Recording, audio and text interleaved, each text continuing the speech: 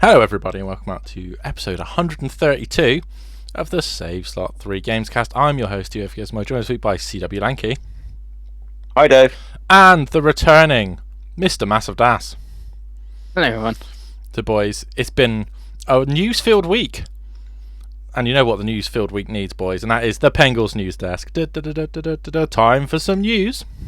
There is now 15 items on the news. That's almost 2 baker's dozens, Chris. That is so much bread that we're going celiac. Yeah. Number one, Dragon Ball Sparking Zero has sold 3 million in 24 hours. Space Marine 2 has had 4.5 million players. Silent Hill 2 has sold 1 million. And that makes it the fastest selling Silent Hill to 1 million. And It Takes Two has now sold over 20 million copies. That's a lot of copies that It Takes Two. That's 40 million people playing that. You got to play co-op. That's some great quick math from Chris Pengi. Yeah. Imagine it was free fire, then there'd be 60 million people. Oh dear. Yeah. So, very popular games. Obviously, I played one of them in Silent Hill, and Craig has. What about the... I know play Space Marine. What about the others? Are you any of the millions playing, Dave? I think I'm actually not, weirdly. But all of those games are games I want to play at some point. All it tells me, Pengi, is that nerds are back. Anime love him. Yeah. Warhammer paint him. Scaredy cat. I don't know what you say about It Takes Two. Broken relationship. And nerdiness is back. What about you, Craig? You any of the millions that played them? Well, yeah, I know Silent Hill, at least.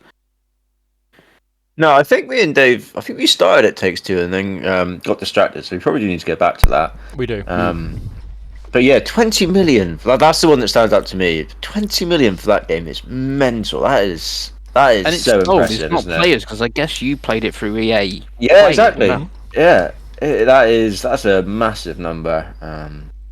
So yeah, I'd imagine we're going to see endless. Is it Joseph Harris, the guy who's called?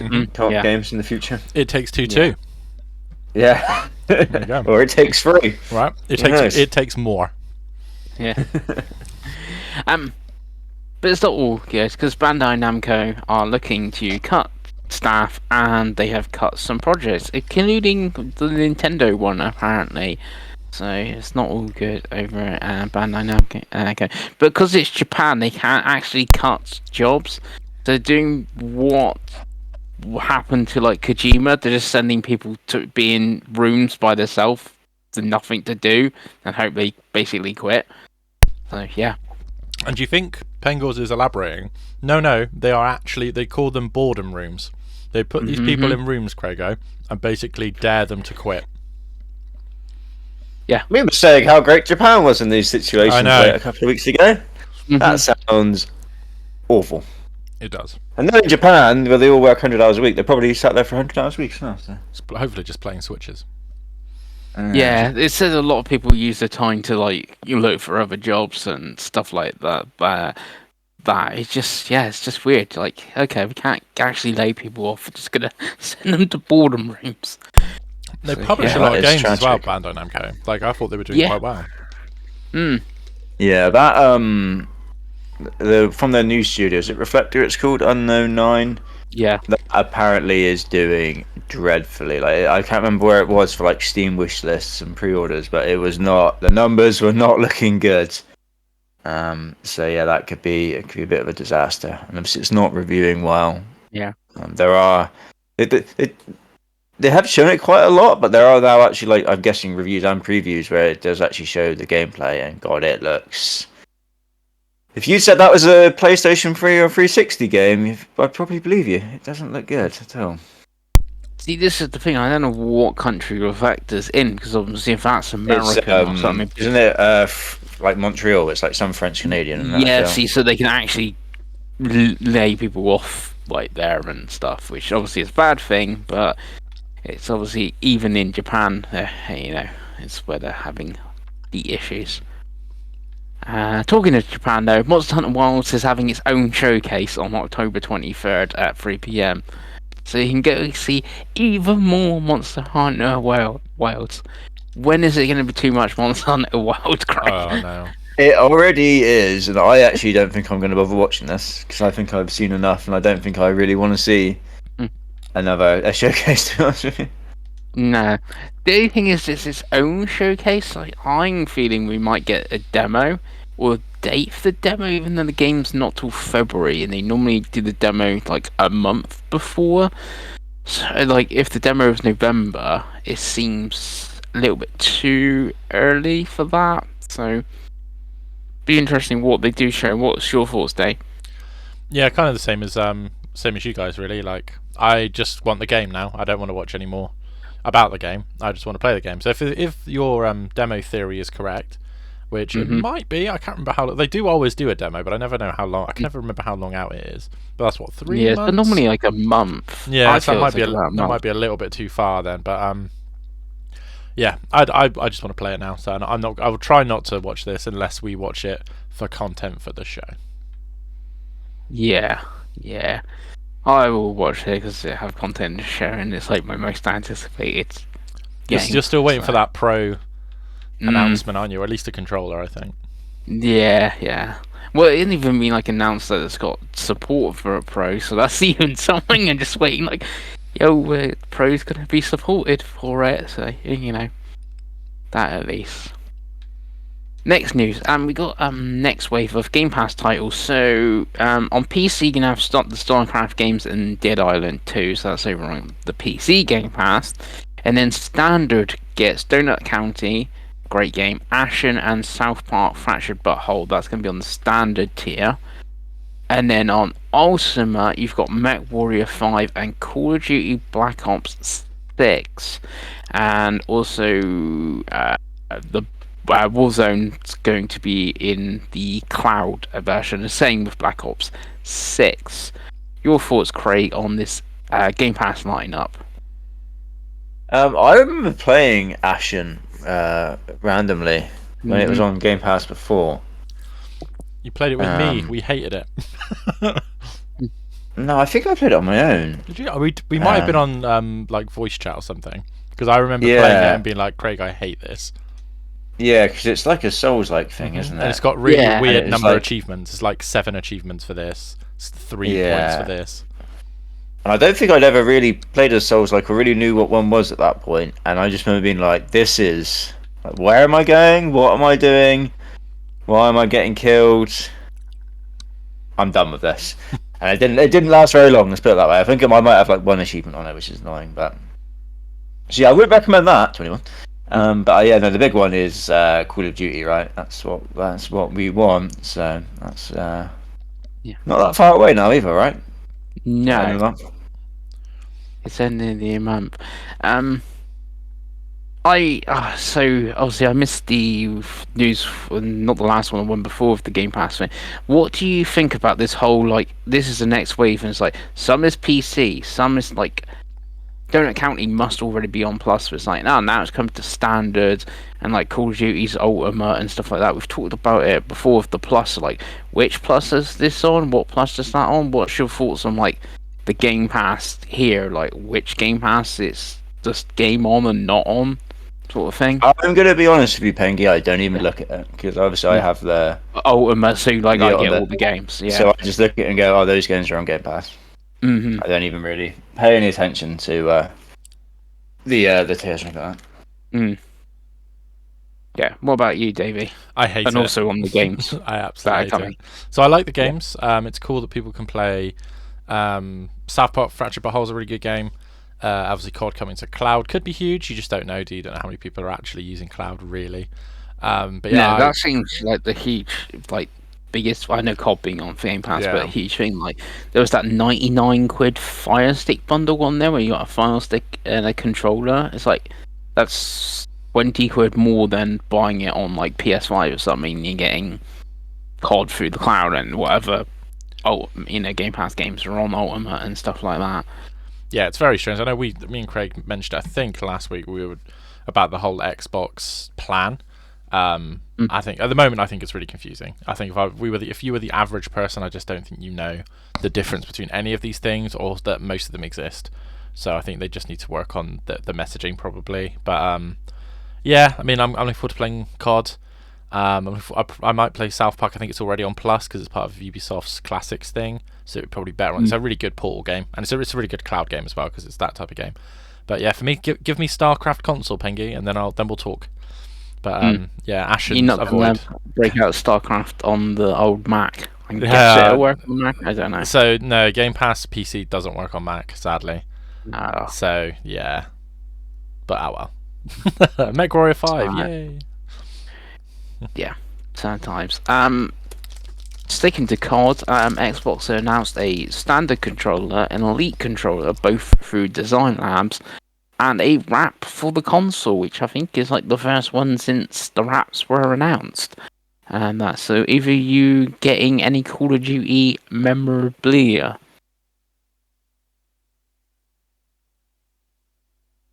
Craigie, you seem more likely of the two. You love a Xbox controller. Maybe the design lab stuff is more expensive, which is a bit annoying. Mm-hmm. But possibly from the one image I saw, I don't know if I really like the controller a huge amount. I don't know. I have to see a proper image of it because like when they did the Fallout one, I looked that straight and I was like, that's fucking cool. I love that. So like paying the extra wasn't like that much of a bane for me, but yeah, I don't know. I'd have to get a better look at that controller and then decide from there.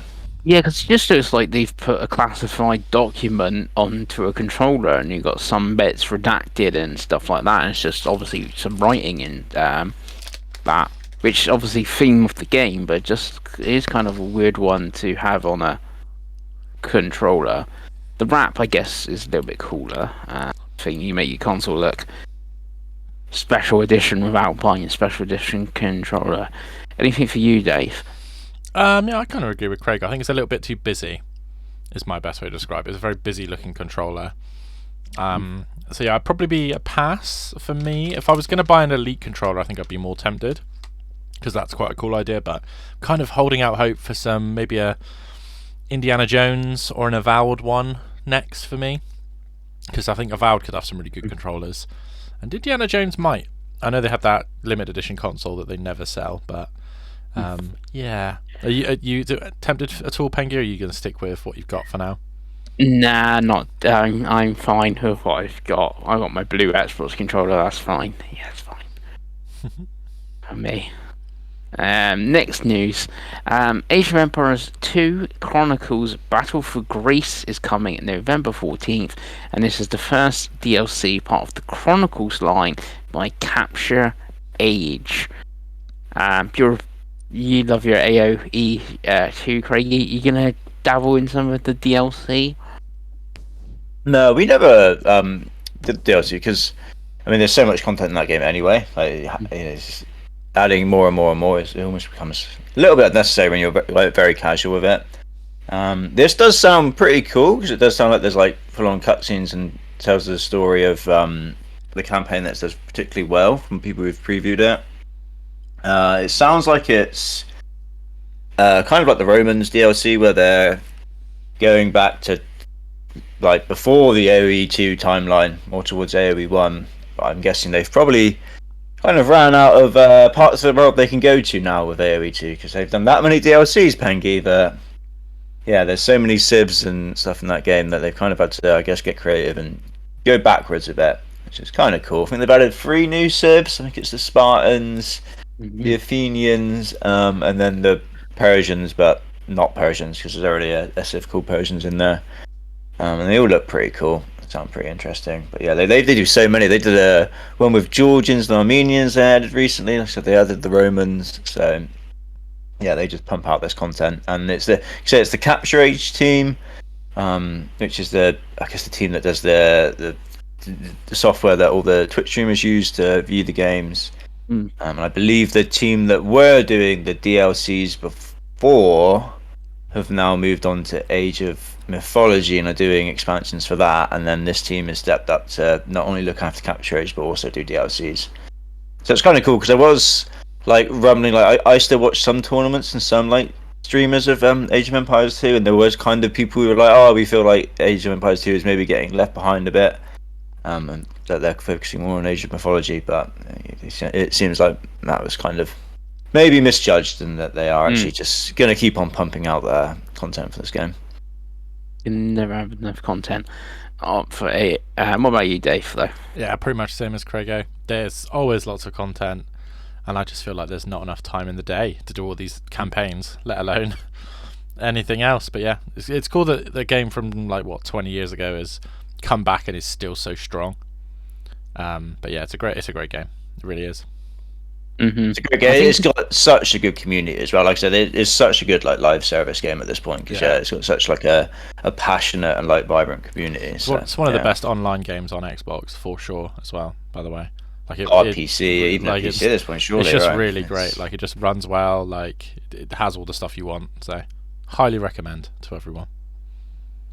Mm-hmm. I think it's £13 the DLC. I'm surprised there isn't like a Chronicles pass or something of like, I don't know, £30 and you get all the Chronicles stuff. I don't know how many they're doing. I can see that, but yeah, for that. But on other DLC, free DLC, Astrobot free speedrun levels have started today with building speed, and then every week at 2 p.m. going until the 14th of November will be a new level on a Thursday. I've actually played the speedrun level today. Not that quick, I think on like 40 seconds, but I did get both new bots and I got the trophy. So now I'm waiting for next Thursday, the next 2 new bots and the trophy. Have either of you dabbled in Astrobot free speed? Well, you haven't even got it, Dave. Have you any more Astrobots? So no, I had to sell it, sadly. Yeah. But what about you, Craigie? Have you done any speed running yet? I haven't yet. I kind of forgot that it was dropping on Thursday, to be honest with you. But I do like the idea of them doing this kind of weekly, because it's that old thing of it just gives you a reason to go back again, right?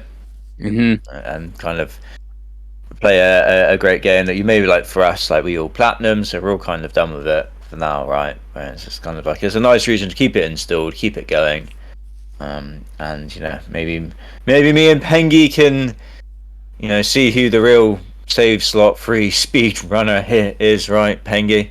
Yeah, I think I beat your Astro's Playroom score, so yeah, I think you beat my score.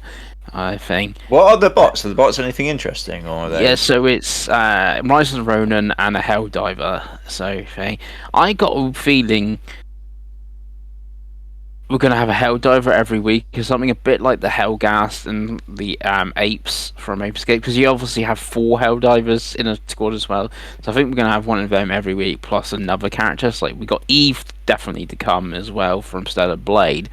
So I could see Eve and a Helldiver next week, and I don't know what the week after that album. So sort of thing. Yeah, but I think there's 5 levels. So I'm not sure. I can't think. I don't know, there's 4 or 5, whatever. There's one a week until the 14th of November, so pretty cool. And the capsule thing and stuff, like I went and got some more coins so I could get the 2 new things. I got all the capture things. So the Rise and Ronin character, they've got their paraglider thing as well. So more content, and obviously this is the free content. Who knows after this if we get paid or more free stuff or whatever. You can see them doing like a big world, can you, like Final Fantasy world or something, and as paid DLC or something in time. Next news, one I'm guessing Dave has added, Super Mario Party Jamboree is out today, and it's got an 81 on OpenCritic, which I'm guessing makes it the highest rated Super Mario Party, or Mario Party, or one of the highest at least. Yeah, it's doing very well. It's yeah, I did add it in because to be honest with you, I forgot it came out, and then I saw IGN giving it a 9. I was like, really? Then I watched a couple of other reviews, and I was like, oh, people really like it. It seems like it's a good evolution of the last one. They've added quite a lot of content for a change, Pengi. You actually have to unlock stuff now. There's multiple boards and characters, so yeah, it's good to see that the thing that Nintendo does well, they are continuing to do well. That is local multiplayer party games, right? Yes.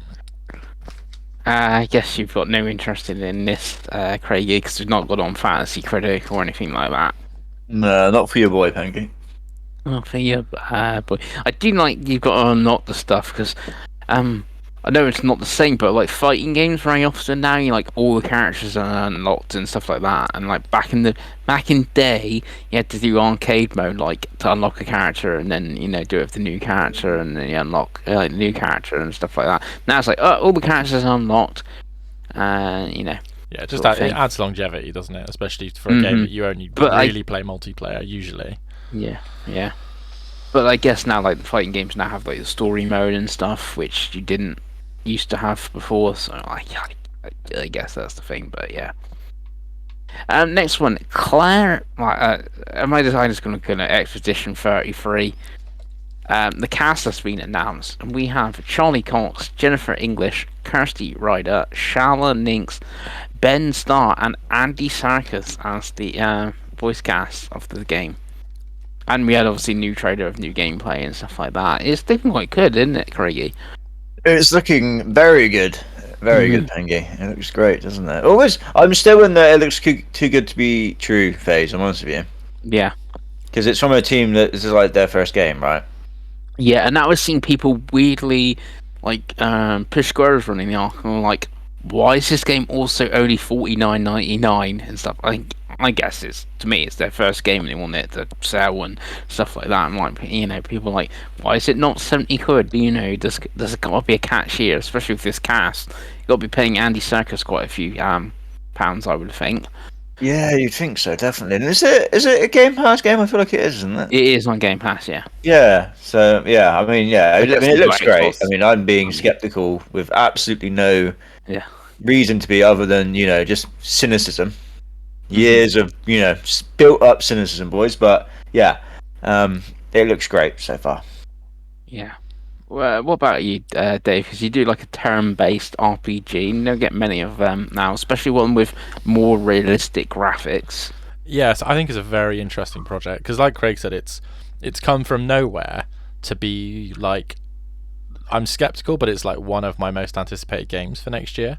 So I'm kind of like, it does sound too good to be true, and I know that's a horrible way to think about life, but it really is. Like I'm the same as Craig. I'm like, well, the game looks good, and it's coming to Game Pass, and it's got this cast, so it would have had quite a budget to have this cast, and like, yeah, where I'm waiting for the punchline, like I'm waiting for it to be 2 hours long, or like I'm waiting for it to not be able to run. You know what I mean? So I'm kind of like, yeah, I'm very pessimistic, I suppose is probably the word, but I think it looks quite good so far.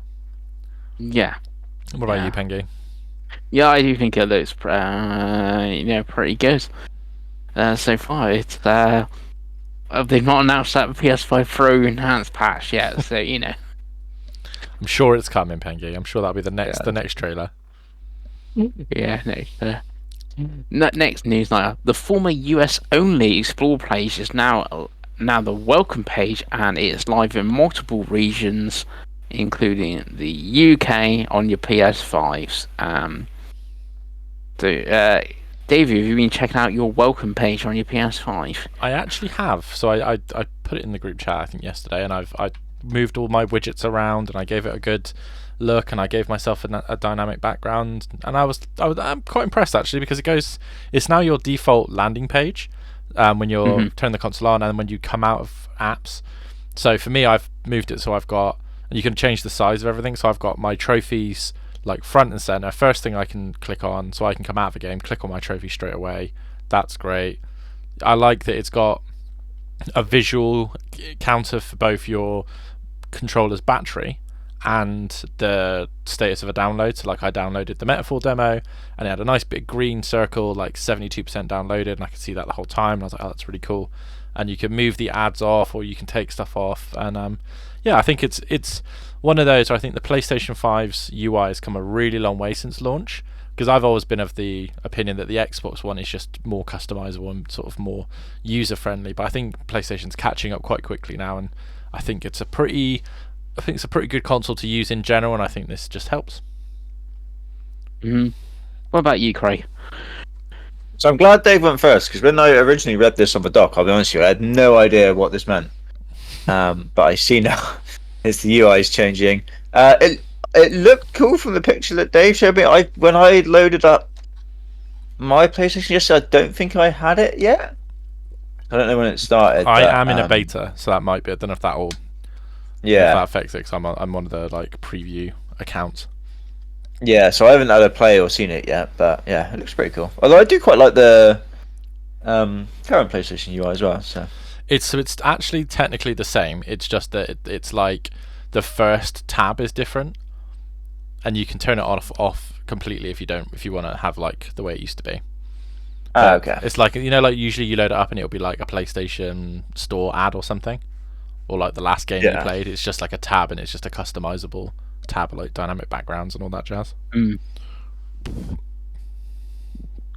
Have you tried it yet, Pengi, or have you got it? Yeah, so I've got it. Yeah, I didn't actually know you can make the tabs and stuff bigger or move them. I know there's the preset of like social and solo. So if you're doing social, it puts your friends at like the front. If you do solo, it puts your trophies at the front. I've sort of gone for that one, and I've turned off because I can see you turn the accessibility one. Yeah, Because it's good that it's there and easy, quick to get to. It's not, but I don't need that. And the gallery one, I think I turned off as well. And sort of thing. I do find it like some of the friends things interesting. Like I saw like Jim Bob played Elden Ring this week, and it goes. Dusty Knackers has got a gold trophy in Dead Space and stuff like that. So it shows what your friends are playing and like what's on your wish list for sale, but there's an actual picture. It's like, so and so's on sale now on my wish list and stuff. Just gives you like a little bit social element. It's what a few episodes ago now where we were talking about like the Switch 2, what we wanted or what I wanted, and I was like about the Miiverse and having some sort of social element and stuff like that. It's like, yeah, you can see what people are doing, and I can see my trophies and there's things that's like I think it's quicker now to get into like if we wanted to do party chat on PlayStation, it's literally on the welcome page. There's like a party option instead of pressing the home button on your PlayStation and scrolling down the bottom bit to your thing. It might be quicker to get to some of those things. It's cool that themes are back as well, even though it's obviously only on the one screen, and Astro's the only dynamic one at the moment. It seems like. So I've got more. I've got like 4 animated ones that I can choose Really? from. Yeah. Let me just Yeah, check. I've only got Astro. Yeah, if you go, because there's from games, media gallery, and then from PlayStation. Mm-hmm. So from games, it's just Astro, but on from PlayStation, there's like 4. Yeah, there's 4 ones that they've made themselves. One of them looks like the really creepy. Do you remember when the TV used to break and you used to have the creepy girl with a puppet? Yeah. It's one that looks just like that, but with the sacred symbols. Yeah, I didn't even see the from PlayStation one. I saw like the really bog standard like blue green ones and stuff like that. The Astro. No, there's loads. Yeah, there's like I've got like 30, and then 4 of them are animated, I think. And the you can use your own stuff like that. Yeah. But I can kind of see it like now you hot dynamic themes like you pre-ordered Lego Horizon and you get a dynamic Lego Horizon theme or something like that. As a pre-order bonus, I can see them doing that like they used to do on the PS3 back in the day and stuff. Absolutely. Yeah, it's a cool new addition. What won't be having additions though is Don't Nod. They've cancelled 2 of the 7 projects and they're laying off around 69 employees due to underperformance of Jusant and Banishers that saw a 11% year-on-year drop in revenue. Craigie, your thoughts on Don't Nod? Yeah, it's a shame, isn't it? Because I think both those games came out a lot better than certainly I thought they would be. I mean, just Sonic in particular, I thought was really, really good last year. Yeah, I really enjoyed that one. And Banishers was very good fun in fairness. It maybe kind of a bit longer and a bit more blurred than it needed to be, but overall, I thought it was a very fun game. So yeah, it's a bit of a shame that they're not doing the money that they need to be doing to keep all the lights on and that. They did actually sell more games though, and there's a bit like Vampire and Life is Strange obviously have been very evergreen titles. I'm really surprised about Vampire. Maybe people have gone back to it after playing Banishers. sort of thing, and that's why they've sold a couple copies. And Life is Strange as well, an odd one, because obviously the remake or the remaster is Deck 9, but I guess maybe they get some sort of royalty, because obviously they made it originally, the first Life is Strange sort of thing. But what about you, Dave, on this news? No, it's obviously always a shame when they get rid of people. But yeah, I've not really. I think I've played any of their games really, so it's not something I'm gonna miss. But yeah, hopefully everyone finds jobs because that is the most important thing, Pengi. Yeah, it just seems like 7 projects seems quite a bit. I know like Lost Records is one of them, and one of them is a game that they're publishing. So that's 2 of the 7. Were now 5 to cancel. It still seems quite a lot of projects. It seems like they might have overstretched themselves, maybe, because I mean a lot of companies did out of COVID, didn't they? I think that's why we've seen so many, so much of people losing their jobs recently, I think. Yeah, that sort of thing. More people should check out Juice On. Like, it is on Game Pass. That's where we played it, and sort of thing. Like, I know they get some sort of like bonuses and stuff, like how a game plays on Game Pass. So I don't know if like people go back and play that and like suddenly has a spike of people playing it. Help, I don't know. So I think the physical comes soon as well. If that's more your thing. On stuff with physical, is the analog 3D has been announced, Davey. Are you keen on the analog 3D? I'm not. I mean, the problem with I mean, you might have to correct me when I'm wrong here, Pengi, but the problem with a lot of these like old console reboot things here in the UK is that all of our games are obviously slower and in letterbox, so it's like it's just not the best way to play any of them for us. In America and Japan, I completely understand, because obviously you'll get GoldenEye at the best resolution and speed that you can, but here obviously it'll run slower anyway. Like at that point you might as well just play the Switch Online versions, I think. But yeah, not for me. It's cool, but it's not for me at all. I don't know if it fixes any of that, because obviously the system is region free and it's FPGA and stuff like that. And like I know like the screenshots they're showing you like all the menus and how you can add like CRT filters and stuff.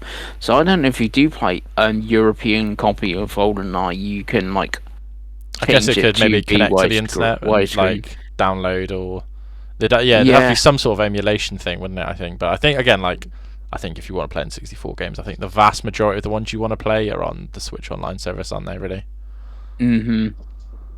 Sort of thing. Yeah, and Craig, if you do not know this is a brand new 4K outputting N64 console for $250, which for the price is kind of weird. I've seen some going, how much? But then if you go see how much buying an N64 costs, like a brand new one that's 4K and stuff like output, it's like, that's not too bad. Even though I think postage is mostly going to be ridiculous from the States to the UK. Also, doesn't come with a controller as standard. No, you got to buy a controller. I know. Yeah, you have to use your old N64 controllers, I guess. Or you can buy the new one, which is $40 as well. Yeah, that's a bit criminal. Not including the controller. Especially for 250 quid, that's that's a lot of moolah if you don't get a controller of it. I'm looking at it now. It's quite a sleek, sexy little thing though. Yeah, it's in white and black. Yeah, they do make pretty sexy machines, and like they made the Game Boy ones what they're known for, I think. Yeah.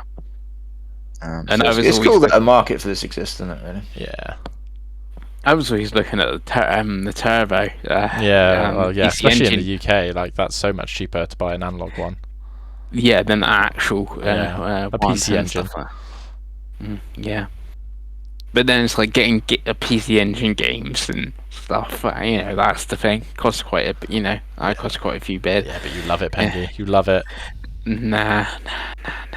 Next, what I do love some Destiny, and there's a new Destiny coming called Destiny Rising, but it's a mobile game. Boo. Even though it does look very impressive for a mobile game from the trailer I've seen. And these sort of things do get ported to console now. Genshin Impact, Honkai Star Rail, etc. So I could see a console version coming. But yeah, being mobile is very disappointing. It means I won't play it most likely. What about either of you? You gonna play some Destiny Rising? Probably not. No. No, I didn't really like Destiny on the console, so the idea of playing on the mobile Pengi very much does not Yeah. interest me. Nah.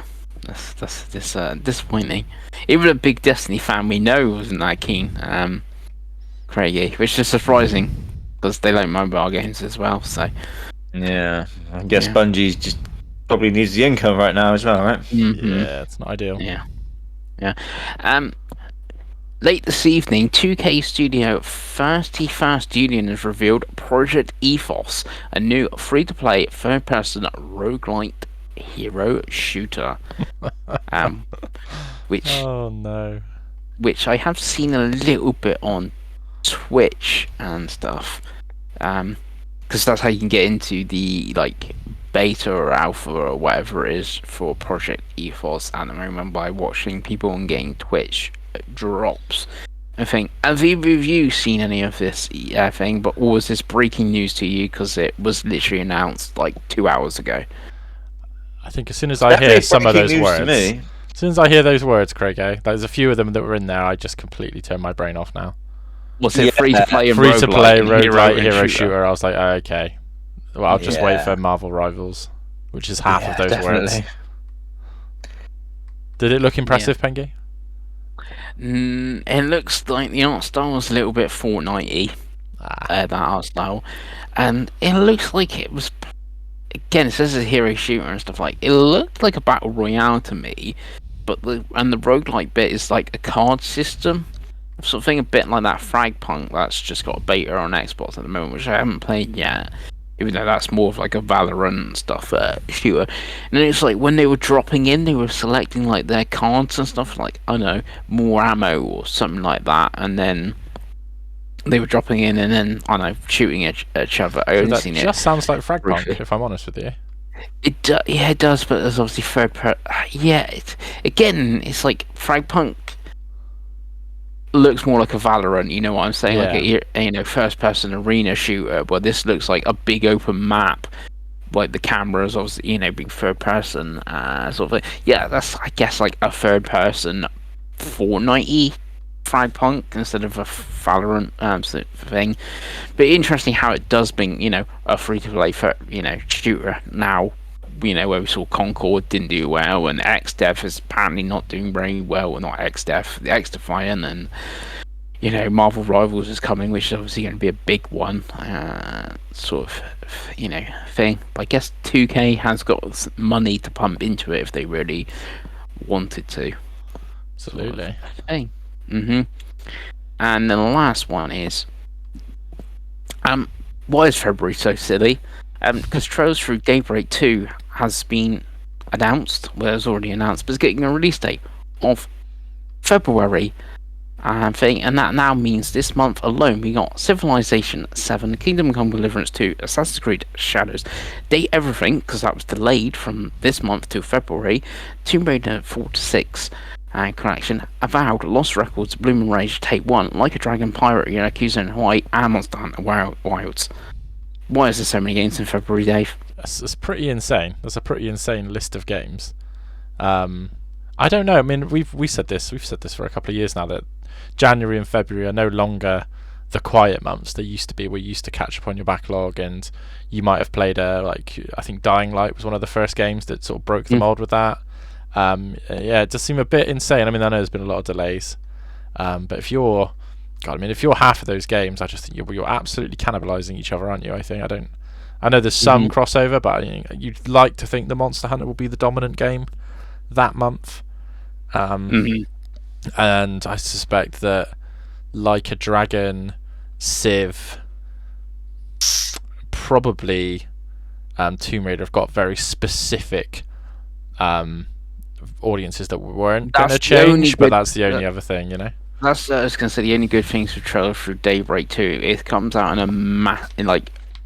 it's a month with loads on it, but obviously that game has a certain audience which I think would buy it any month it came out. Yeah. So I don't think it's a thing. And I can see all the JRPG fans, what else are they picking up that month, like a Dragon or a Monster Hunter Wilds sort of thing. Avowed obviously be on Game Pass kind of helps that. You know, you don't have to go spend it for 70 quid, but it is a lot of games. I would say that Assassin's Creed is the loser in this. I don't know about if you agree, Craigo. Yeah. If I'm Ubisoft right now, I'm probably in full. I mean, they're already in full panic mode, but I'm guessing they need to get this game out before the end of the financial year, right? I think delay it again. I think delay it into mid-March. Yeah, it's hard going. It's really hard. And you've got your shareholders and whatever else. They're at the doors now, Davey. They're banging on the doors. I'd imagine. It's so funny because I don't think we've actually really talked about Assassin's Creed a whole lot on this show, but I quite like the look of it. It just didn't look very polished, but I quite like the idea of it. Like, I know there's Ghost of Tsushima and Ghost of Yotai and all that stuff. I'm like, we like Japan, don't we guys? We all like Japan now, especially even Craig likes Japan now.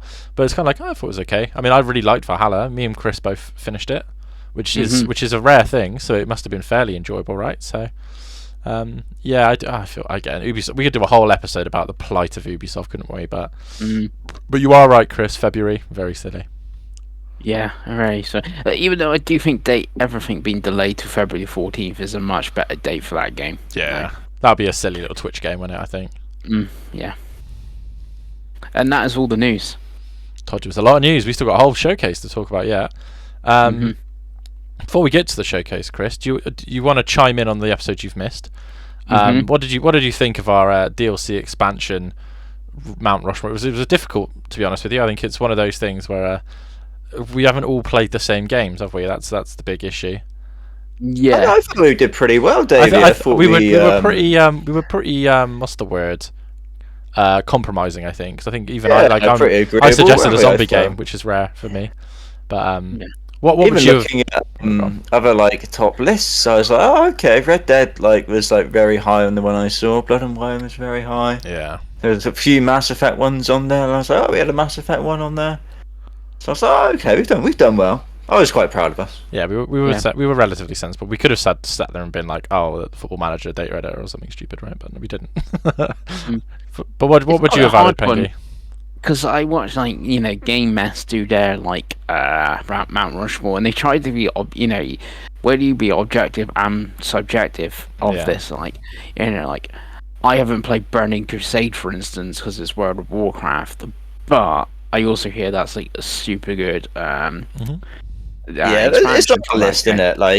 You got to be sensible, but you have also got to remember it's our list. Yeah, I think a lot of not allowed us to put a game that none of us have played on there like that. I think a lot of them cannibalize themselves, though. That's the thing. So, World of Warcraft, I think for as many people that would say Burning Crusade, they'd have also said Wrath of the Lich King. Because I think that was the problem I had with Mass Effect. Because for Mass Effect 2, I think you'd probably go Shadow Broker because that's the one that everyone talks about. But then obviously Mass Effect 3 had lots of DLC. I really liked Bring Down the Sky in Mass Effect 1.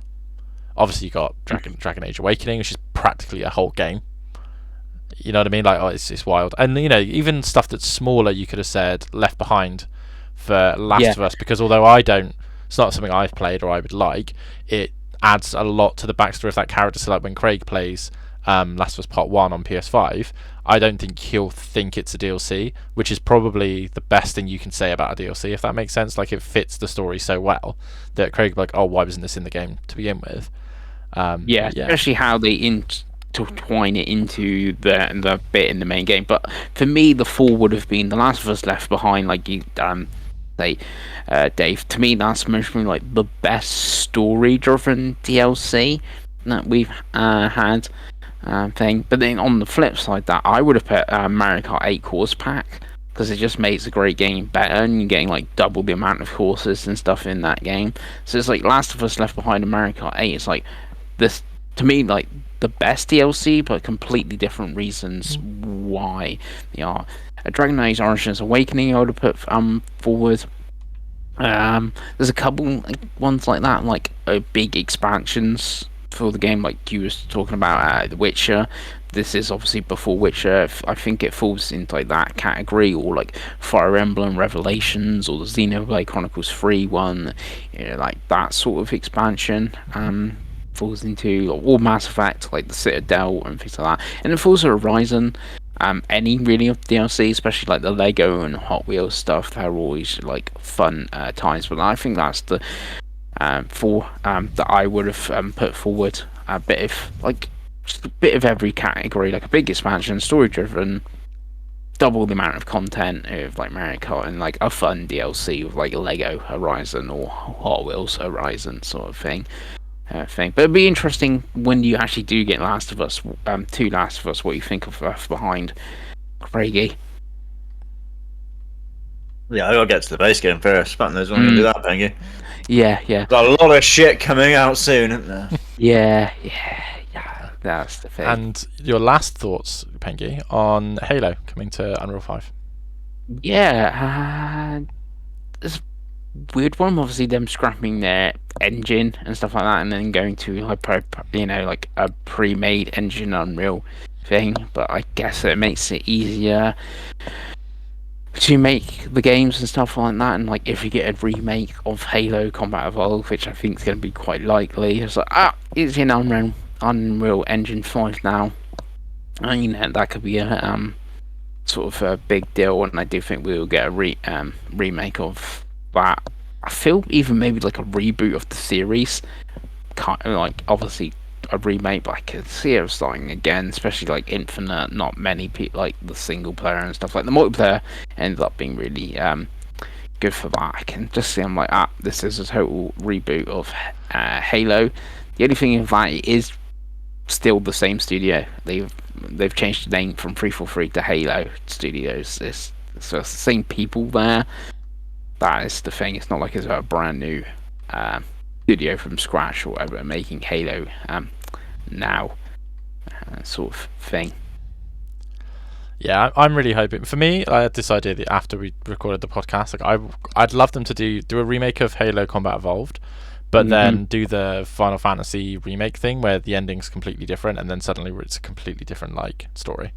So you've still got like all the characters that you like, and the like basic story setup is still there, but then it doesn't go the same way that Halo 2 goes. Like I think that's a really interesting idea. But yeah, I think you're right. Could do that, and that's how you could reboot obviously the series, couldn't you? Like Halo's now finished different at the end of Combat Evolved, and like Halo 2 is a different different game, like Final Fantasy Rebirth is. Exactly, but you haven't killed off the Flood, you haven't killed off the Covenant, like you've still got all of those factions, and you can do a lot more with them, I think. But we'll see. I mean, like I said, I always forget that Gears is coming out, so that always makes me very happy. And I'm always like, well, because they can always get the Coalition to help them as well, and that's the thing with Unreal Engine, because obviously most of the studios there use it. If they're like, we can't get this game to run very well, they can just go, hey, like send over devs from all the other studios that use it, and suddenly they're not waiting. I think that was the issue with Slipspace, where they'd be like, we don't know why the game is rendering so badly, so we can't add any content because we've got to wait for the game to be fixed, blah blah blah blah. But yeah, exciting times for Halo, we hope, pray. Yeah. So speaking of exciting times on Xbox, Chris Pengelly, was there any other news or anything that from the last 2 weeks you think I should have talked about, or want me to talk about, like a silly clock from Nintendo? I mean, Alamo is pretty funny. Have you bought? I presume you haven't. I mean, you don't know how to Switch anymore, Chris, do you? So I can't imagine.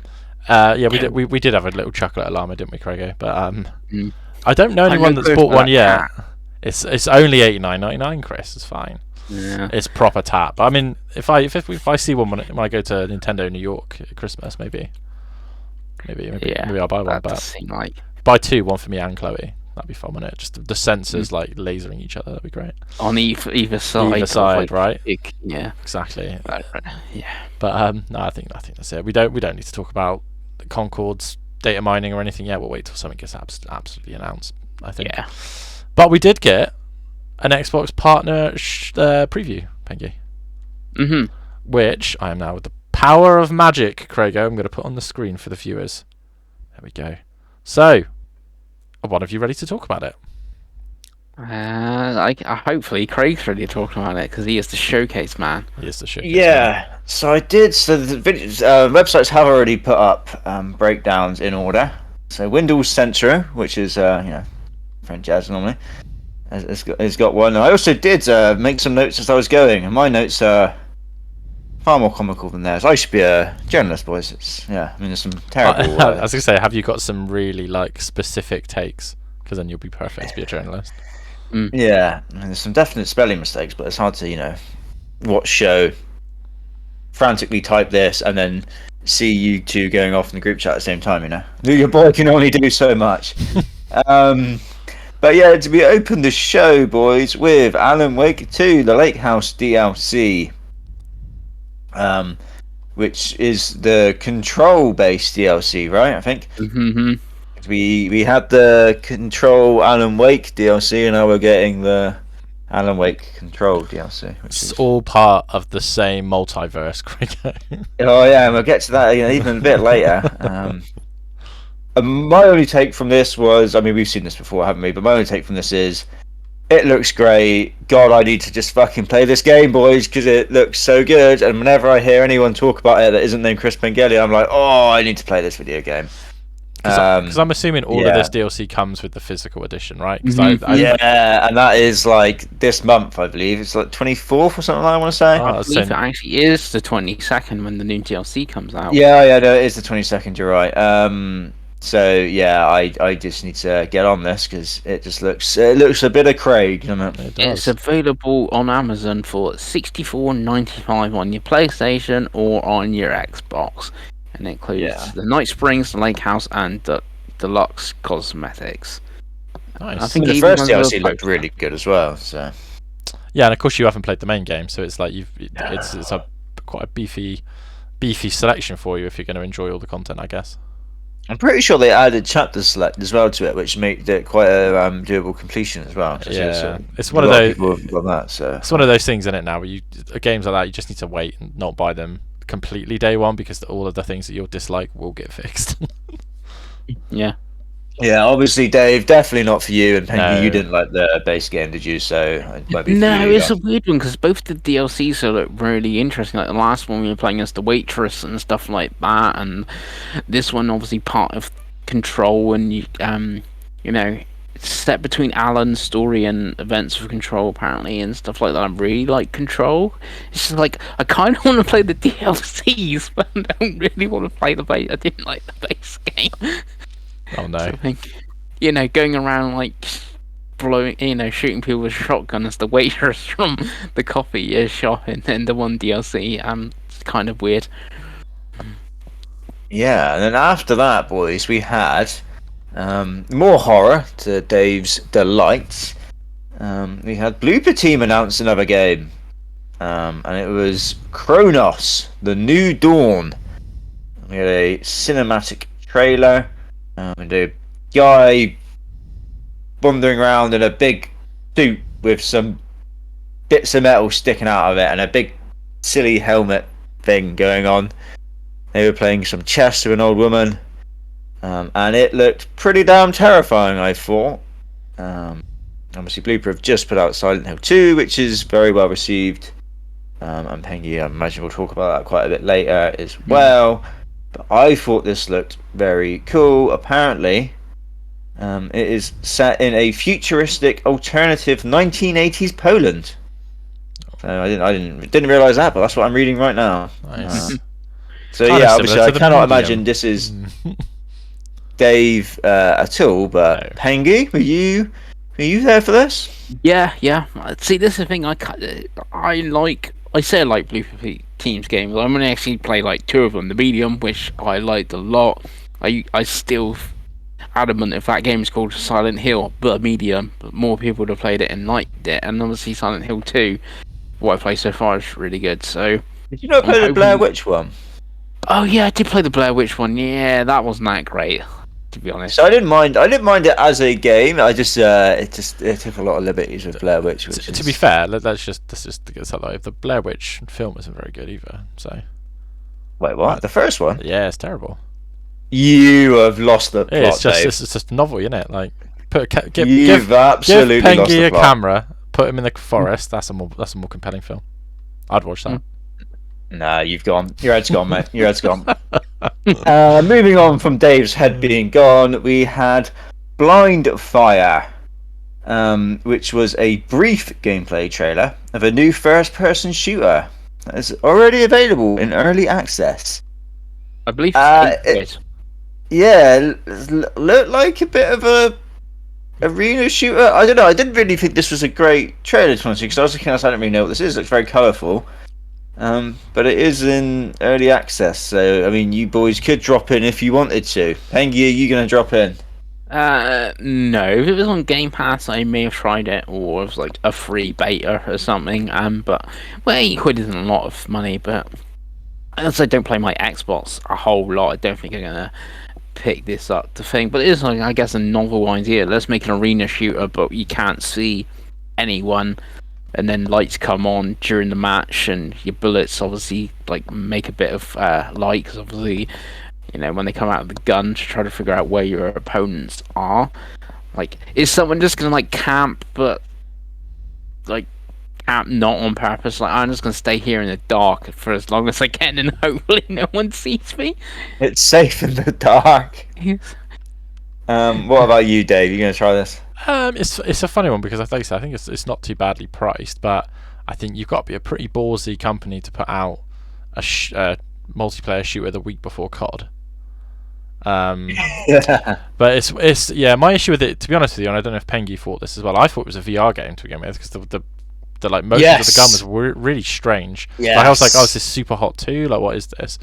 But yeah, I mean, it's difficult. I think, like Pengi said, chuck that on Game Pass. I would have tried that tonight and been like, okay, it's either fun or it isn't. But there's the toy one that I think if you're going to buy a shooter, that's a better game. What's that called, Pengi?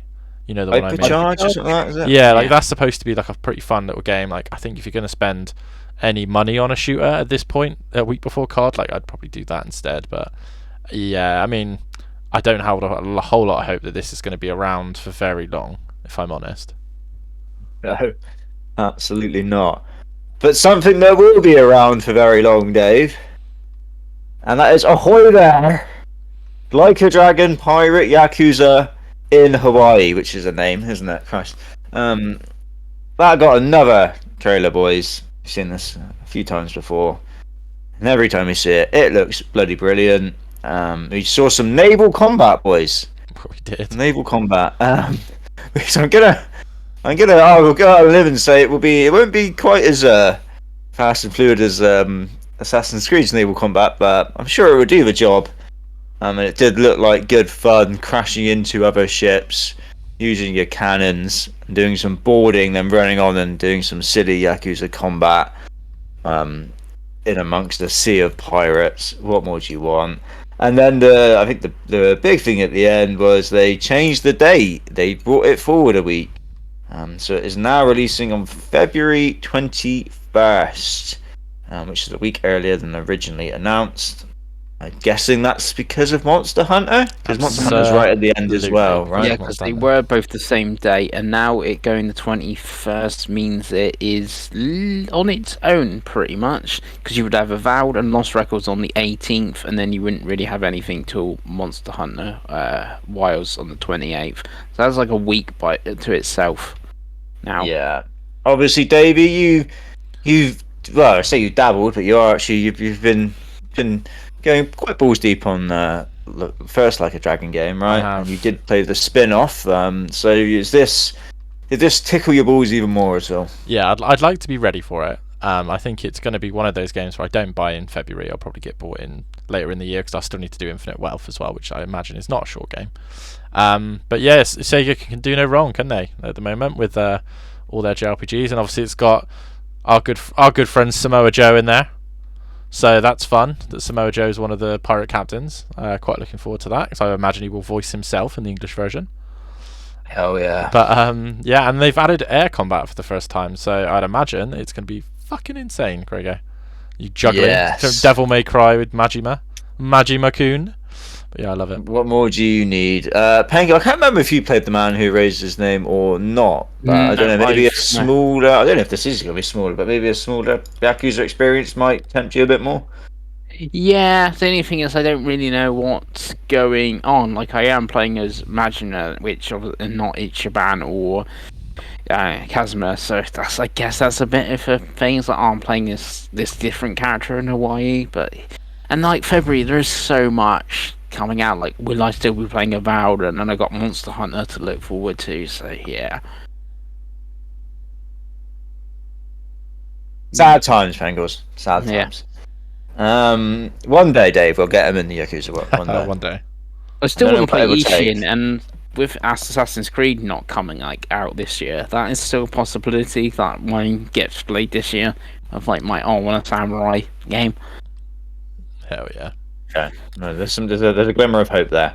But after that, boys, we had Mouse PI for Hire, which was a first-person shooter. I believe it looked like it had some like adventure bits in there as well. But the real selling point to this, Dave, and I know you seemed excited about this, is it's got a very like old school Mickey Mouse cartoon animation style, and it looks fantastic. It just stands out from everything else. It almost has the vibes of, what was the other Xbox game that came out? It was Cuphead. That's what I was looking for. It must have kind of vibes like that. Obviously, it's a very much a different style of game. But yeah, I just thought this looked very, very good. I think we have seen it before, right? We have. Maybe it's a bit more of a gameplay trailer than we saw before. And they did say it was 2025. Dave, you seem the most excited about this. What did you think? Yeah, I mean, I think when they showed it last, it was at another one of these shows, and I was pretty excited. I'm pretty sure I was pretty excited when we did that video, and I maintained that excitement. It's just something different, isn't it? And I think it seems a little bit more, maybe even Bioshocky in its style than perhaps like Doom. Yeah. And I just think it looks really interesting, because obviously the problem with these type of games, until you play it and see how it feels, you don't really know if it's any good or not. But I'm pretty excited. I think it just looks really interesting. I just think it's a different type of game. The real golden coin would have been if they'd said it was Game Pass, I'll be honest, but even though it's not, I think it's something I might pick up if it's relatively well priced. I even like the fact it's got hit markers in it. Like, God, Right? do love a good hit marker. Pengi, did this do anything for you? No, not really.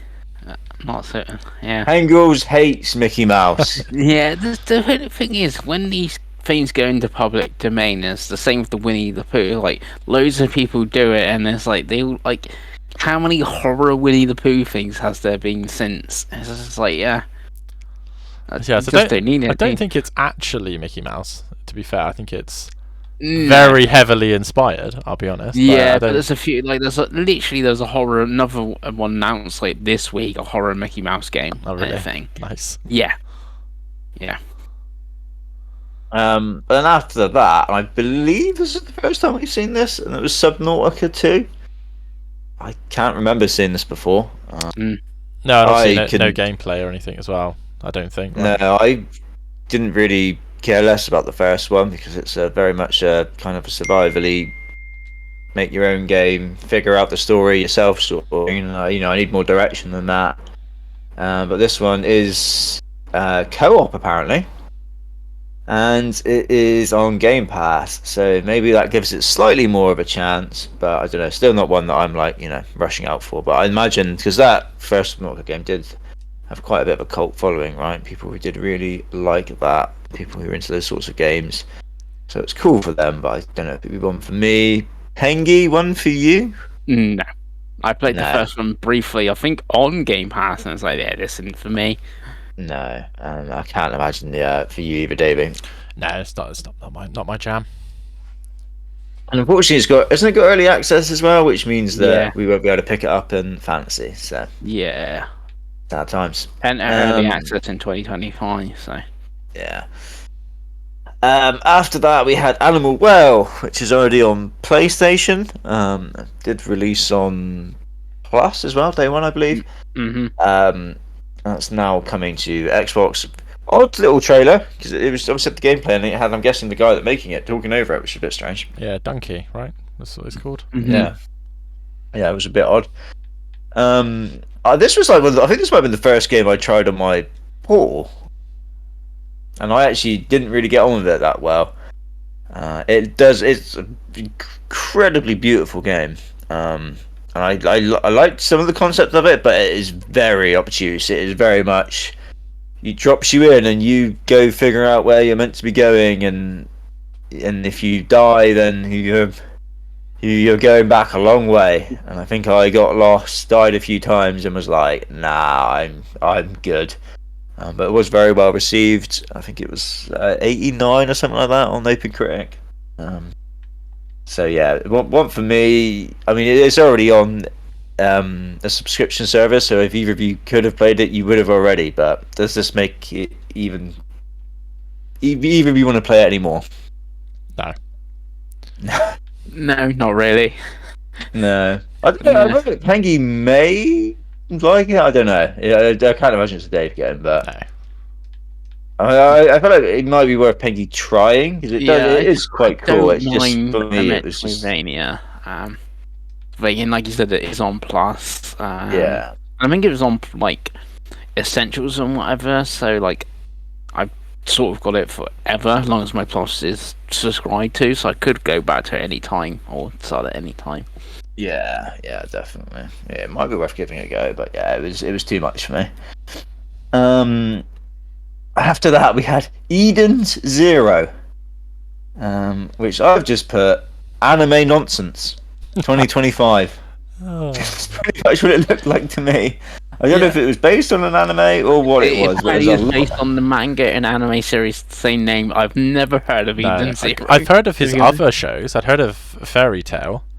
And I'm pretty sure the last fucking thing they did, they had a Fairy Tale game as well. But it's just weird seeing Konami actually publish games again, Pengi, if I'm honest. Like, I see the logo and I'm like, Konami, really? yeah, it's it's Konami Konami. published.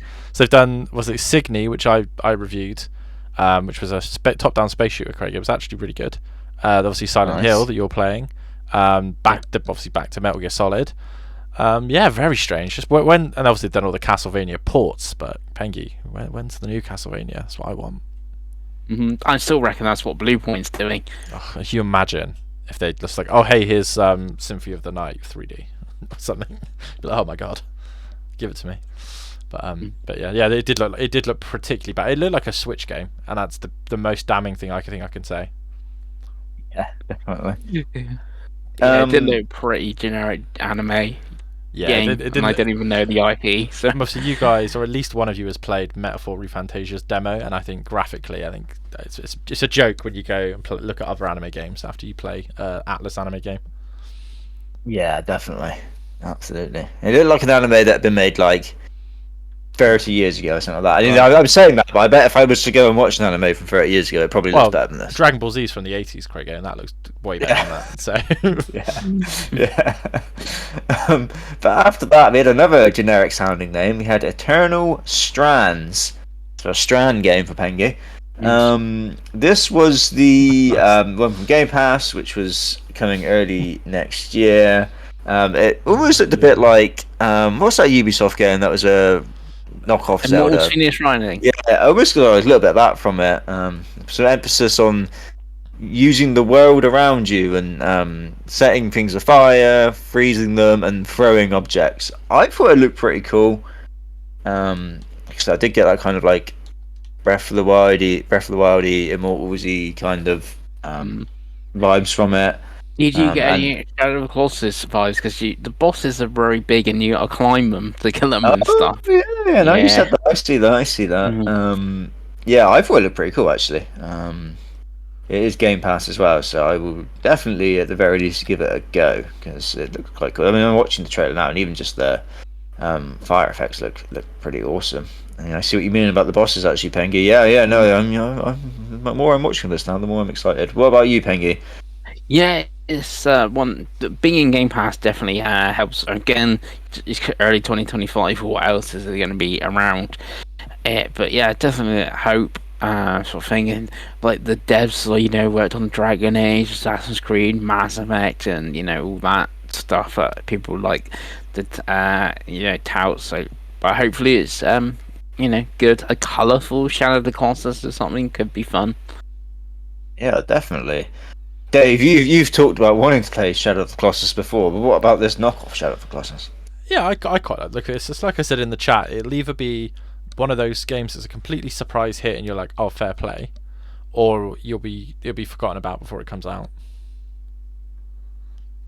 Yeah. And I don't think it'll be anywhere in between. I think it will be one or the other. It'll be people will be like, oh fucking hell, that was a surprisingly good game, or it'll be like, oh, like Flintlock or whatever it was called that no one actually liked. It'll be one of those. Yeah, I hope it's more like Dungeons of Hinterberg. 'Cause I feel like that came out and people Yeah, exactly. people played that and enjoyed that, right? Yeah. So I feel like maybe hopefully it's that kind of level of game. Um, from that dizzying excitement, boys, we then had Mistfall Hunter, which I put Souls-like extraction game ? Sounds like shit. Hengels, you're the new Souls-like man. Does adding extraction game elements into your Souls-like excite you even more? No. It doesn't look bad. Like re-looking at the trailer. Is it bad? These games never look bad though, do they? That's how they con you. Yeah. See, I feel this is like one. If this was on Game Pass, it would get tried. But as it's not, it's an unlikely. But weirdly, I also thought it was like a bit of some of the characters like set in like a Robin Hood universe. You know, like when we had all those like the Archer guy here at the moment with his green hood and stuff. Like, oh, not another Robin Hood game. We've had a few of them past couple of years, but it doesn't seem to be. But yeah, but then some of the combat does look a bit more like visceral than a Souls game, sort of thing. But again, it's how they do the trailer. Who knows? And Dave, how violently ill were you when you saw Souls-like extraction game? I just rolled my eyes. It just looks pretty generic, doesn't it? Obviously, like there's a much more interesting Souls-like in this show, and there always is. To be honest with you, like if you're into these type of games, I don't think you're ever wanting. It's like when we had the 360, Craigo. If we wanted to play a shooter, there was plenty. We didn't need to play Liberty Fall of Man. Like, you know what I mean? There was 400 shooters before we had to play Liberty Fall of Man or fucking Operation Black Dragon or whatever that game was called, Operation Flashpoint. Like, there's so many games that are Souls likes now. Just play those. They're better than that. It is weird, isn't it? 'Cause I was thinking this. I was thinking how like. Back in the day, if you wanted your game to sell at all, you basically had to make it a first-person shooter, no matter what. Yeah. And it does feel like we've gone that way just now with Souls-like, isn't it?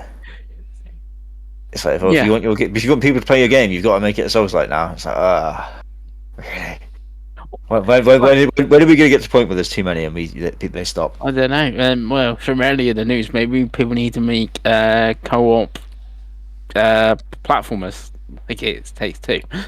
Apparently so. Yeah. Well, PlayStation decided to copy Nintendo and make a platformer, and that's done really well, right? So maybe you're onto something, Pengi. Maybe you're onto something. Mm-hmm. Hell yeah. After that, I've just put bike game, Wheel World, early 2025, Game Pass, looks amazing. I didn't realise this is an Annapurna game as well. Mm-hmm. And it was the bike game I was thinking of. They just changed the name. It was called Ghost Bike. Really? Yeah, so you're collecting and repairing all of the missing ghost bikes, which possess the ability to travel between the living and dead worlds. In addition to exploration, crafting, and secret hunting, you'll also participate in bike races. Nice. Looks pretty cool, though, right? Yeah. Other than the title sounding like you've got a lisp, I think it sounds great. Yeah. And this is Game Pass, I believe, as well. Yeah, it is. So hell yeah. I actually quite like the look of this as well. I know it's an Annapurna game, but I actually quite like the look of it. It looks like it had gameplay. The last big Annapurna games before they die. No, they'll be back and in greater numbers. Mm-hmm. Yeah, Pengi, you like an Annapurna game? I do like an Annapurna game, and weirdly, I'm getting Dungeons of Hinterberg vibes from the trailer as well. Yeah, it's got that like saberly, like cell shaded art style, doesn't it? Yeah, and like there's a bit where I'm looking at the trailer now, I'm trying to think where it's about a minute in. It was like a portal bit that looks a bit like from Dungeon Hinterberg. I totally forgot this game existed though, and like I said, when I saw the trailer, I was like, oh, I saw a game like that years ago, and it's like, oh yes, the same one never actually came out, sort of thing. But yeah, it's definitely a Game Pass play for me, this one. Yeah, it looks great. God, more people should make just like weird racing games as well. Yeah, 100%. You know, where's the old like jet ski racing games and shit like that we used to get, right? Give me some Arctic Thunder. That's all I need. Yeah. After that, the storm, shouldn't they? Really? Yeah. There you go.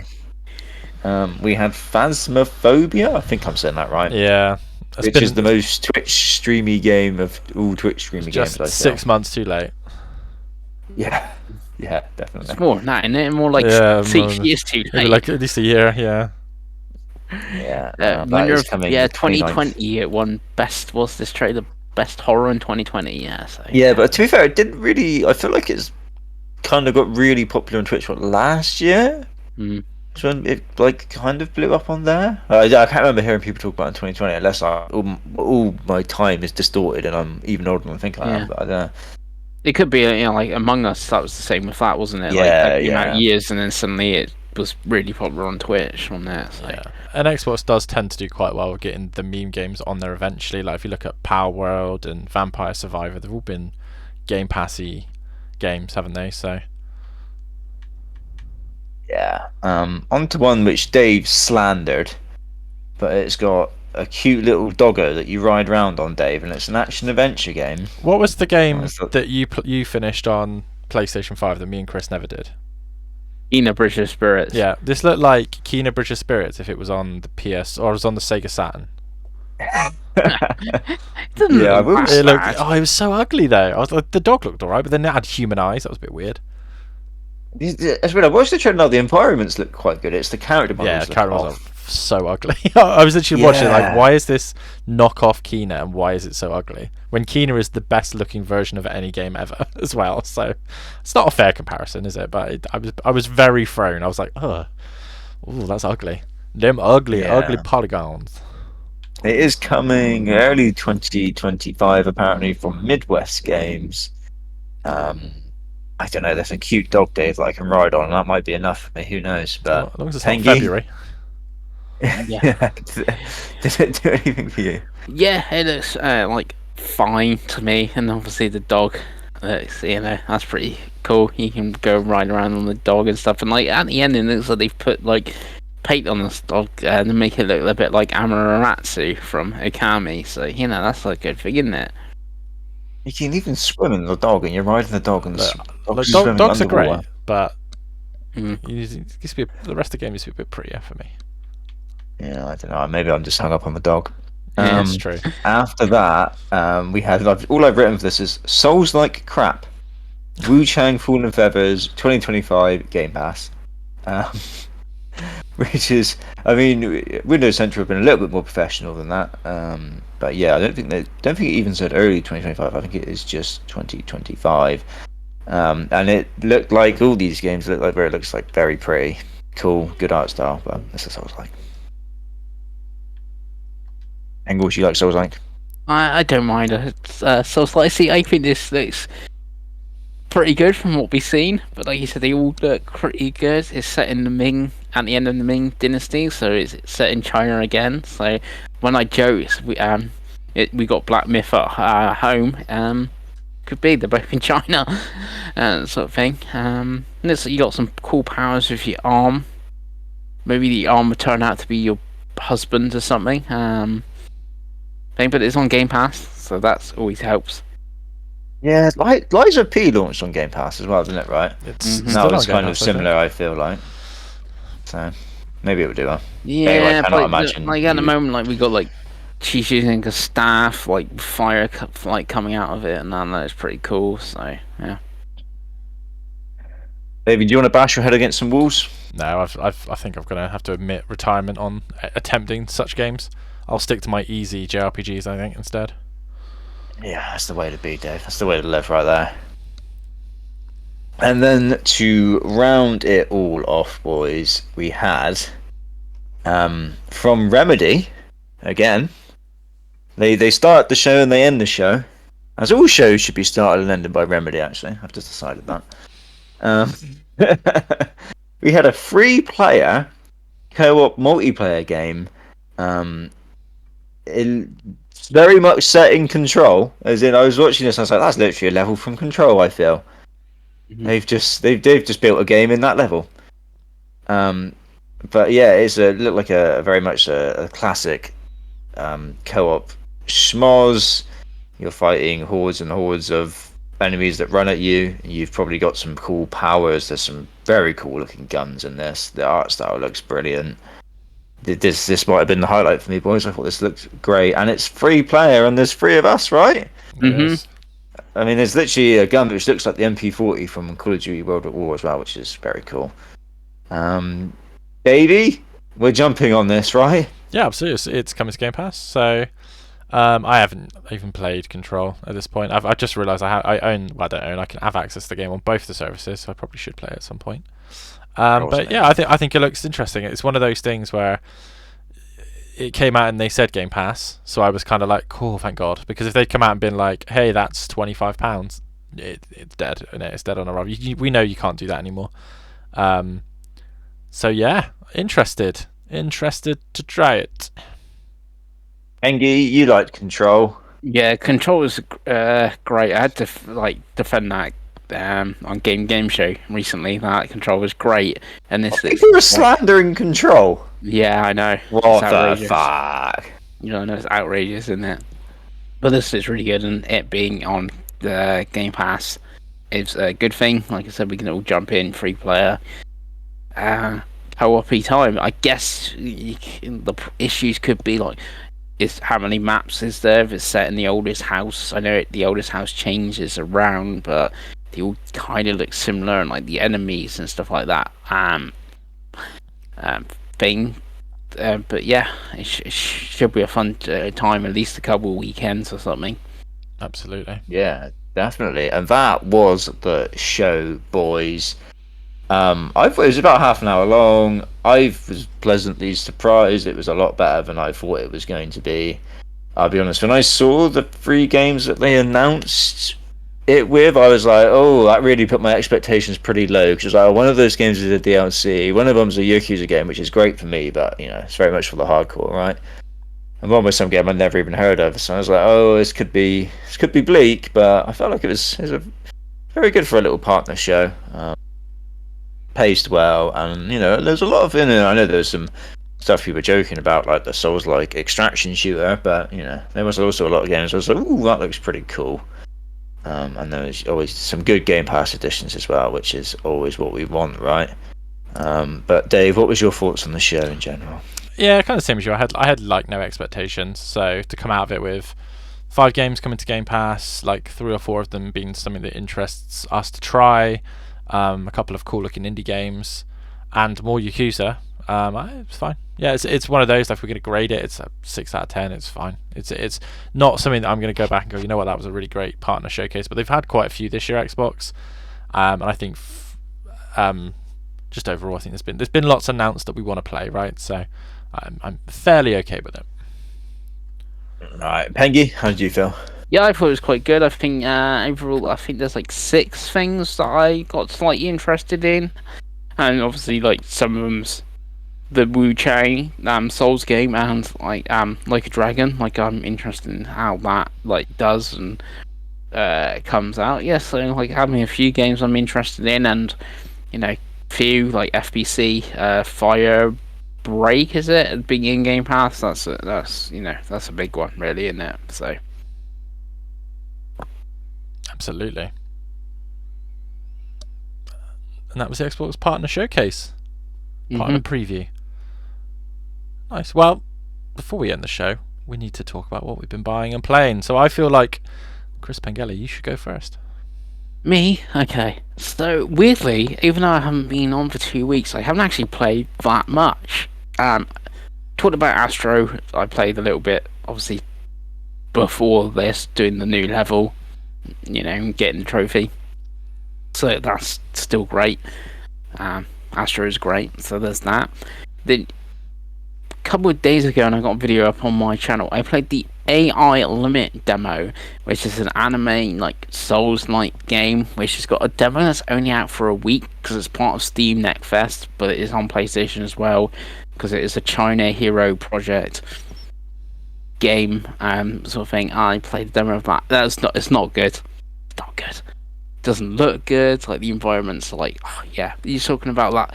If you saw this game, you think that Legend of Babu game is like God of War graphics or something. Yeah, Deirdre in work was very excited about this. Yeah. Deirdre and Work played it, and it's like, oh yeah, I'm really excited for this. When's it coming out? I love Code Vein. Oh, I love this. But it's like, if Code Vein's anything like this, I don't think I'm ever gonna play Code Vein. This was not good. And don't think it explains the systems well, because I died and I didn't even realise that was my health bar. I thought it was something else. So yeah, like if I knew it was my health bar or something, I would just healed up. But it was not good.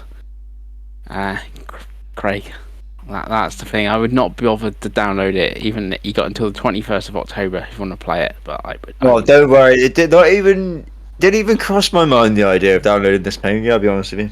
Yeah, I would not bother. And then I also played some, and it's one of my pickups, Silent Hill 2 Remake. I haven't played it for a couple of days now, but I had been playing it, and I've just met Maria in the game. It's very good. I'm playing the quality mode, which is just the 30 frames, but obviously, you get all the nice graphics and everything like that. It's top tier, weirdly like old school survival horror, where it is about the puzzles and that sort of thing. And it's like the atmosphere of the game, sort of thing. Like I think you said you had a few jump scares, Craig, on last week. I haven't had any jump scares or anything like that, and I'm further ahead. But it's definitely What whoa. When you pick up that flashlight and an enemy jumps at you, that's a jump scare. I'm sorry. But it was definitely right. But you knew that was coming. I didn't. It was obvious that was it's an obvious thing. I was obviously going to pick up the flashlight and it's going to be a monster right in front of me. It's just standard horror. No, does that sound like a jump scare to you, Dave? Yes, absolutely. I didn't jump and I wasn't scared. So. Oh, I fucking rough. Yeah, but it's really good. So it's definitely one I want to get back to playing more of, and then it gives me more hope for the Bloopers next game, that Cronus game. How good Silent Hill 2 Remake is. So that's that. And then what has took up most of my 2 weeks is Elden Ring. And how have you found that, Pengi? Started like 2 weeks ago, played, and I had finished it.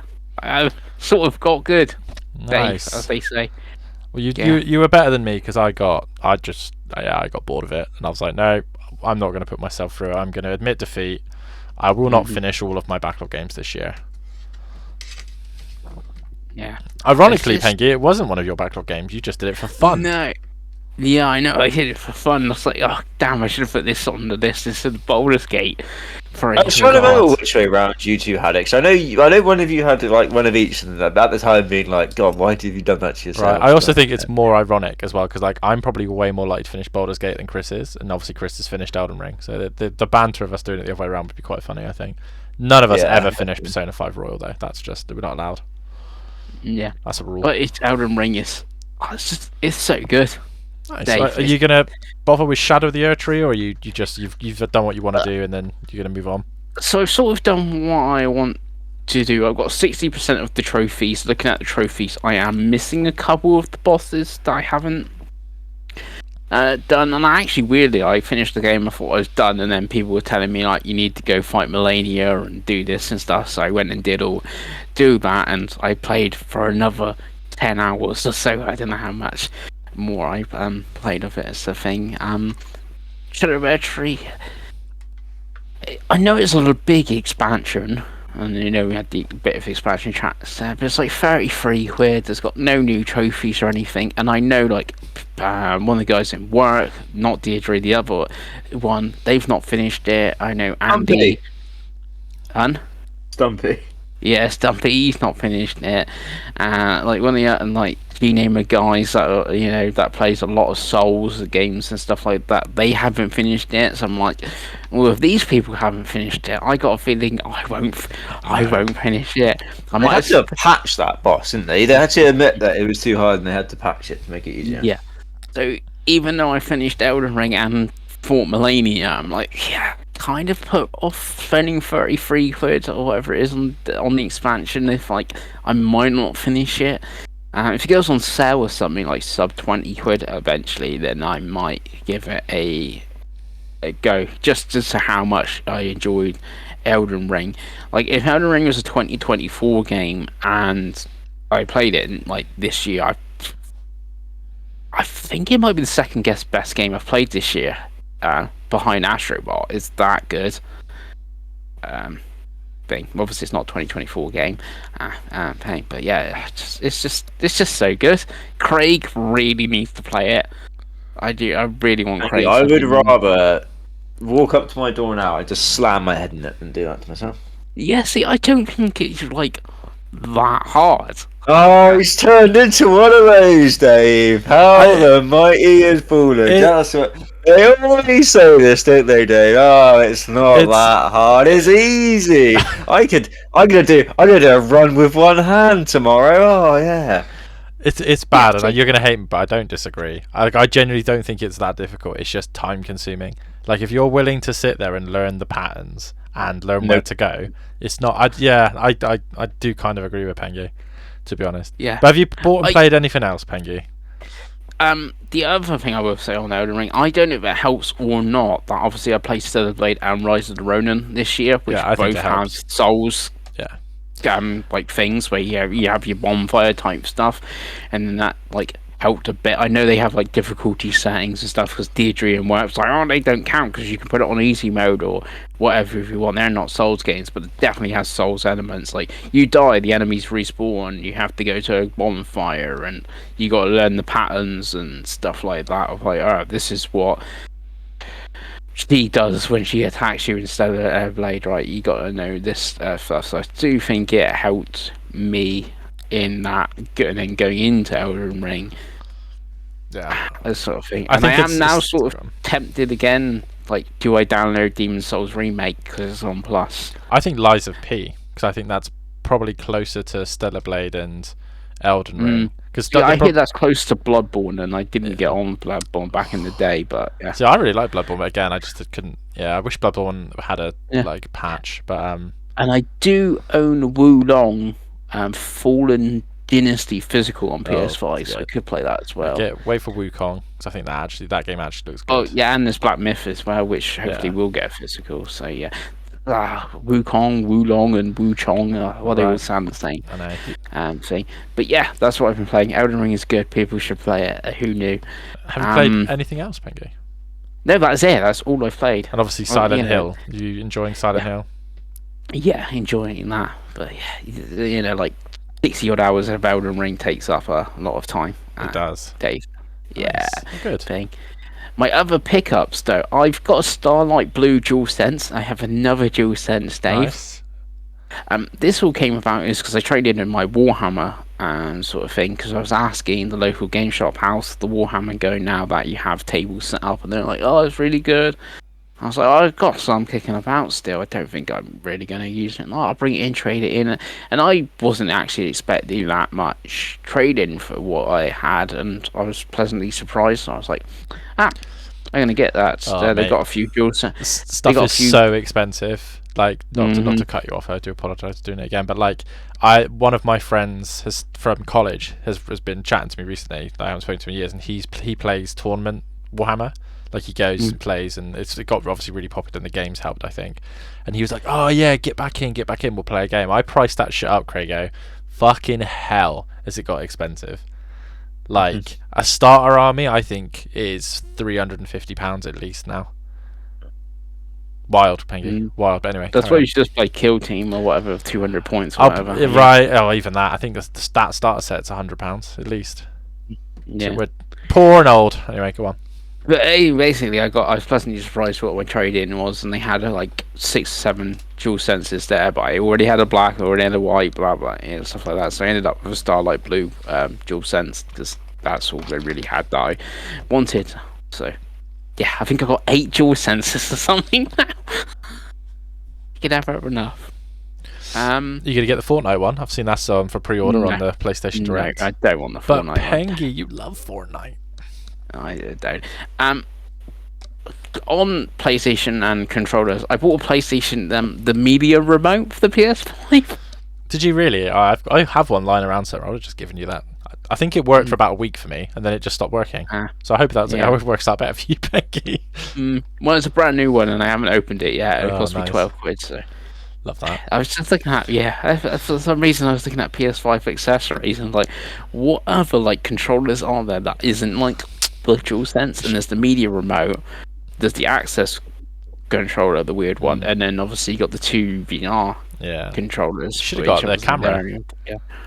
I got the camera as well. I totally forgot about the camera. Is there a camera? No, it's purely streaming, isn't it? Isn't that what it's for? Yeah, I was gonna say like Just Dance or everything. Don't even use that any. I would pay every ounce of money in my bank account for you to do a Just Dance camera stream, Pengi. Yeah, but you know, on the Kinect it used to actually use motion. It did. That's why the Xbox One was our favourite console, right, guys? Yeah. So I got the media remote. I also bought Metaphor ReFantasio, but my copy that arrived was for the Xbox Series X. I have a Series S, so you have the problem there, and obviously it wouldn't work on the PS5. So I sent that back on Tuesday, so hopefully I'll get a refund on that soon, and then I'll pick it up on the PlayStation 5 sort of thing. So there's a weird one. It's a pickup. That's not a pickup because obviously I don't have it. It's been unpicked up. It's been picked down. Yeah, and I'll get a refund on that. And then the only other thing I've bought and haven't played yet on PSN, because Craig likes me with the digitals, I've bought Never as well, which I haven't actually played yet, but I did buy and download that on the old PlayStation because it'd be great on the Portal, hopefully. Nice. A good week for Pengi. Yeah. Nice. So we'll go over to Craig because I know obviously we've done a podcast. When did we do it, Craig? Saturday night, and I know that you tend to get a bulk of your gaming in Friday and Saturday now. But what have you played this week, boy? So no more Silent Hill since Saturday. I just mainly just because I've been wanting to play a lot of like just handheld, feet up, relaxed. To be honest with you, after work, it's just how I like to be, you know. So what I've only really been playing is more of the Metaphor Fantasio demo. I am still in the demo, boys. I think it's 8 hours my save is already at. It's fucking wild, isn't it? Like a demo being that long. Yeah. I am at the point now where it comes up the screen. It's like, right, that was the demo, but you've got 3 days of game time, and then we're cutting you off, basically. Oh, really? That's quite interesting. I did wonder why it was 50 gigs. Yes, so it does like, I guess, the prologue bit, and then it like sets you up, and then you're like, right, you've got 3 days to like, you know, play around. Here's the next dungeon that you need to go to. You need to have done that in 10 days time. So yeah, it gives you a little bit of time to actually, I guess, see what the main bread and butter of the actual video game is.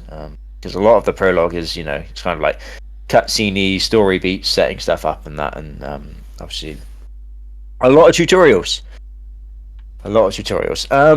So yeah, I think I've done the first of my 3 days that I get before I will be cut off. I did end up going to the dungeon that it says you got 10 days to do, just because I didn't think I had anything else I could do for the daytime bit. So I did go through the first 2 save points of that. And it does.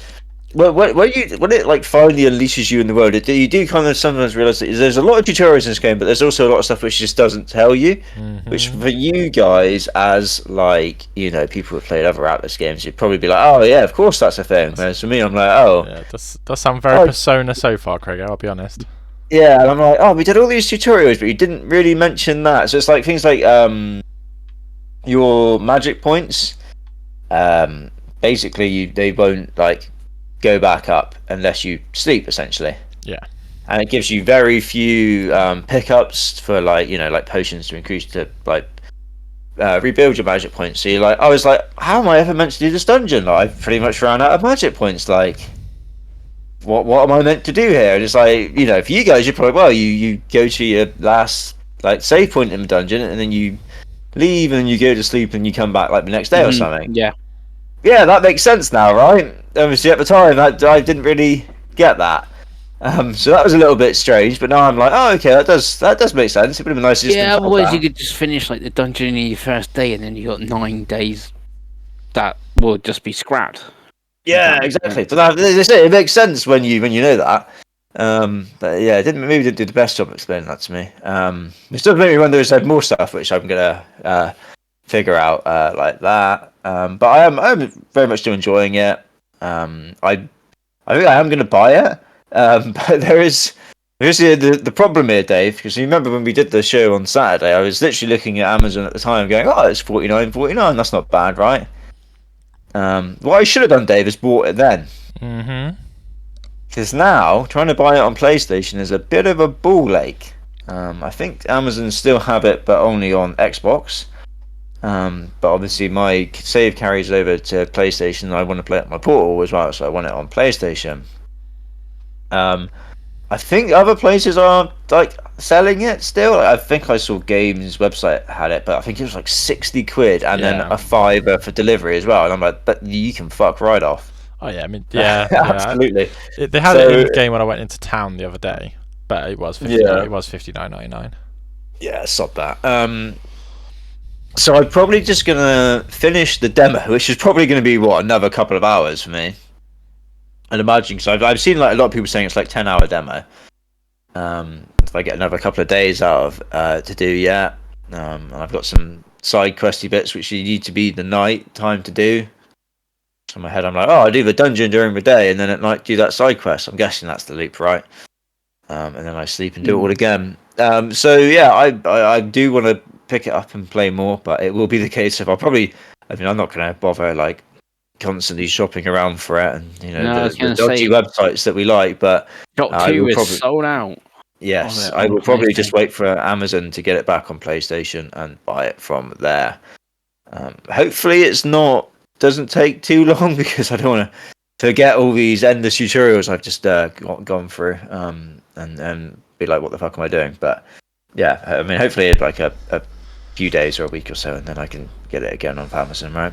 Hell yeah. And that is it. That's pretty much what I've played this week. What about you, Dave? So I've had like I'm kind of similar to you. So tomorrow night is my designated play lots of games night.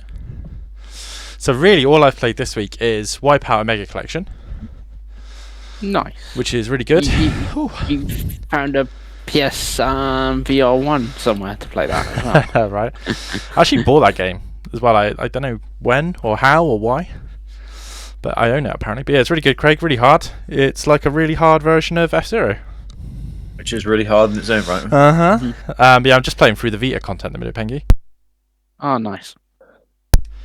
But yeah, it looks really good on PS5. I think it had a PS4 Pro patch. But yeah, it's a great game. I think it's on Plus. So you guys should play it. And obviously the only other game I've played is Tears of the Kingdom still, which is my play in bed game at the minute. I talked about it quite a lot last week. Really enjoying it. It's a much more story-driven game than Breath of the Wild, which I'm quite enjoying. And it runs really well on Switch. It's just the perfect lie in bed, do a couple shrines, get to the next story beat, build some crazy shit, really. Pardon me. But that's about it, really. I want to get more like a dragon probably tomorrow night. I do have quite a hefty list of Xbox games I want to get to. Just because I've got so much in my backlog. Stuff like Dragon Ball Z Kakarot and stuff that I've bought ages ago that I just want to play. Darksiders I want to get to as well. Darksiders 2. But yeah, that's all I've played this week. Like I said, tomorrow night there'll be lots of gaming, I suspect. Maybe even some Diablo, Craigo. Maybe even some Diablo. But yeah, that's another week. We've got to almost 2 hours. Welcome back, Pengi. But if you've got this far, drop us a Souls-like extraction roguelike card battler in the chat. Hit the subscribe button, and we will see you next week. Bye.